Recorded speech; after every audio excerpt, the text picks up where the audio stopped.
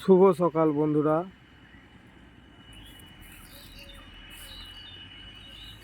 প্যান্ডেল বাঁধার কাজ শুরু হয়ে গেছে।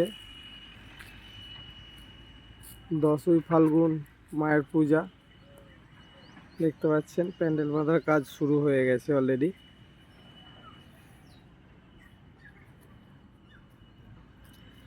এই হচ্ছে আমাদের ফুলের বাগান। এখন তো বাগানটা মোটামুটি সুন্দরই লাগছে, কিন্তু পুজোর সময় এই ফুলগুলো থাকবে কিনা জানি না আমিও। দেখা যাক কি হয়।